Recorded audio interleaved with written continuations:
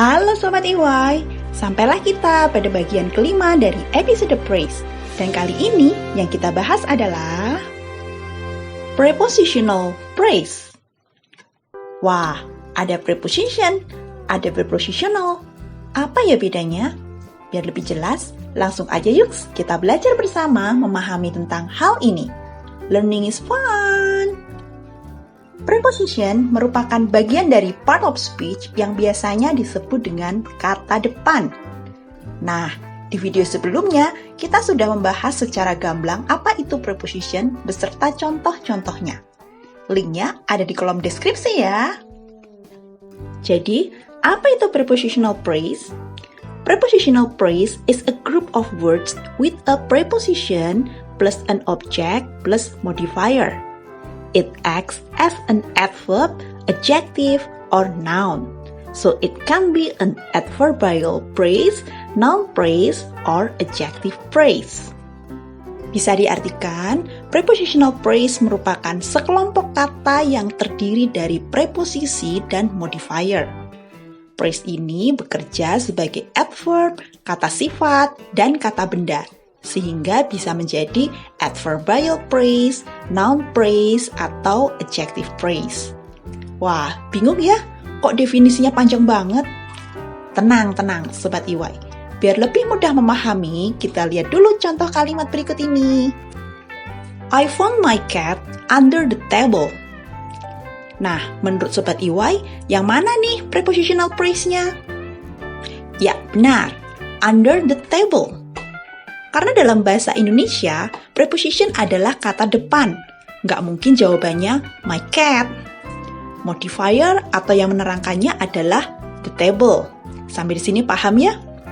Under the table artinya di bawah meja. Ada berapa kata? Ya, 3 kata. Karena frase adalah kelompok kata. Dan mana prepositionnya? Prepositionnya adalah under. Polanya seperti ini, Sobat EY. Untuk prepositional phrase, preposition plus modifier plus object. Di mana preposition adalah seperti yang kita tahu, penghubung antar kata dalam suatu kalimat. Kalau modifier adalah kata yang memodifikasi objek atau modify the object. Dan ada object of preposition yang berupa bare noun, yaitu kata benda asli tanpa tambahan kata apapun atau modifier apapun.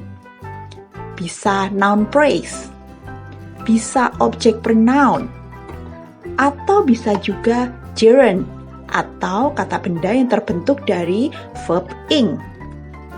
Mari kita buat contohnya supaya lebih jelas. Ada preposition, ada modifier, dan ada object of preposition-nya. Preposition-nya ada yang one word atau yang terdiri dari satu kata, dan ada yang kompleks atau yang terdiri dari lebih dari satu kata. Nanti contohnya masing-masing kata kita tempatkan berdasarkan kata yang ada di dalam pola. Contohnya, yang pertama, preposition-nya at. Objeknya home. Preposition diikuti objek. Noun, at home. Between us. Us adalah pronoun. About swimming. Swimming adalah gerund, kata benda yang terbentuk dari verb ing. In the waiting room. The adalah modifier. Waiting room adalah noun phrase. In front of office. Office adalah noun. Prepositionnya adalah preposition kompleks in front of. Because of you. You adalah pronoun. Together with my sister. Prepositionnya kompleks, yaitu together with, modifiernya my, dan objeknya adalah sister. My sister adalah noun phrase. Prepositional phrase mempunyai 3 macam fungsi, yaitu adjective, sebagai noun, dan sebagai adverb. fungsi sebagai adjective itu menjawab pertanyaan which one tentang noun, yang artinya yang mana. Sedangkan fungsi sebagai adverb itu menjawab pertanyaan how atau bagaimana, when, kapan, where, di mana, dan why, mengapa, yang berhubungan dengan kata yang diterangkannya. Kita bahas yang pertama, yaitu fungsi prepositional phrase sebagai adjective, atau disebut juga adjective or adjectival prepositional phrase. Ini berfungsi sebagai adjective yang menerangkan noun atau pronoun. Jangan lupa, letaknya mengikuti kata yang diterangkan, atau letaknya di setelahnya. Karena adjective prepositional phrase itu menerangkan noun dan pronoun, kita buat contohnya satu persatu. Untuk yang menerangkan noun, tentu saja letaknya setelah noun. Harus diingat ya. The children in the garden play football. In the garden itu menerangkan children atau noun. Kata benda kan? Contoh yang kedua, menerangkan pronoun. Give me one of the blue boxes. Of the blue boxes adalah prepositional phrase yang menerangkan me. Me adalah pronoun. Mari kita lihat contoh lain adjectival prepositional phrase. Yang pertama, is the bag on the floor yours? Tas yang di atas lantai itu punyamu? Prepositional phrase-nya on the floor menerangkan the bag. The woman in the black dress is beautiful. Wanita berbaju hitam itu cantik. In the black dress menerangkan the woman. I'm reading a book about diet and nutrition. Aku membaca buku tentang diet dan gizi. Right now, let's eat toast with butter. Sekarang, ayo makan roti dengan mentega. The cat in the middle is the oldest. Kucing yang di tengah itu yang paling tua. The mirror behind the door is broken. Cermin di belakang pintu pecah. Sobat Iwa bisa lihat, untuk yang berhuruf biru itu adalah prepositional phrase yang menerangkan noun, yang mana hurufnya warna merah. Sudah paham ya? Sedangkan fungsi yang kedua adalah adverbial prepositional phrase, di mana prepositional phrase ini berfungsi sebagai adverb atau kata keterangan, yang mana menerangkan verb, adjective, atau adverb lain. Ini juga sama, letaknya mengikuti kata yang diterangkan atau setelahnya. Setelah verb, setelah adjective, atau setelah adverb.